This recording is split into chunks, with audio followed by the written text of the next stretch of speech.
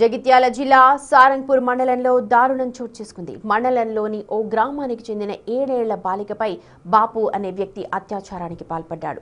2 రోజుల క్రితం రాత్రిపూట ఆరు బయట ఆడుకుంటోన్న బాలికను ఇంట్లోకి తీసుకువెళ్లి అత్యాచారం చేశాడు. దీంతో బాలిక ఏడుస్తూ తల్లిదండ్రులకు జరిగిన విషయాన్ని చెప్పింది. బాలిక తల్లిదండ్రులు సారంగపూర్ పోలీసులకు ఫిర్యాదు చేశారు. పోలీసులు నిందితుడిపై పోక్సో అలాగే రేప్ కేసులు నమోదు చేసి రిమాండ్కి తరలించారు.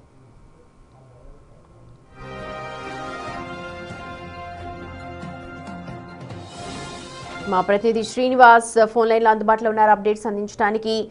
శ్రీనివాస్, నిందితుడిపై పోక్సో అలాగే రేప్ కేసులు నమోదు చేసినట్టుగా చెప్తూ ఉన్నారు. పోలీసులు దర్యాప్తు ఎంతవరకు వచ్చింది? జగిత్యాల జిల్లా సారంగపూర్ మండలంలోని ఓ గ్రామం లోపల 7 ఏళ్ల చిన్నారి పైన దాదాపుగా 52 సంవత్సరాల బాపు అనేటువంటి వ్యక్తి అత్యాచారం చేసినటువంటి పరిస్థితి అయితే వెలుగులోకి వచ్చింది.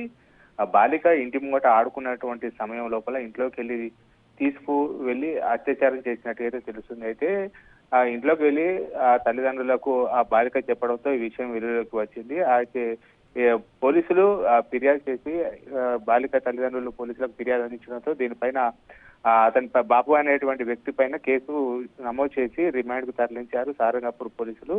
ఈ బాలిక పైన పోక్సో ఇటు రేపు అటెంప్ట్ చేసినటువంటి నేపథ్యం లోపల పోక్సో రేపు కేసు నమోదు చేసి అయితే రిమాండ్ కు తరలించినటువంటి పరిస్థితి కనబడుతుంది. దాదాపుగా 7 ఏళ్ల చిన్నారి పైన ఈ బాపు ఇటు అత్యాచారం చేయడం అనేటువంటిది అయితే సారంగపూర్ మండలం లోపల కలకలం సృష్టించిందని బాపు స్థానికుడైనా, తెలిసిన వ్యక్తేనా, ఇంటి పక్కన వ్యక్తి, దీనికి సంబంధించిన ఏమైనా డీటెయిల్స్ అందుతున్నాయా పోలీసుల నుంచి?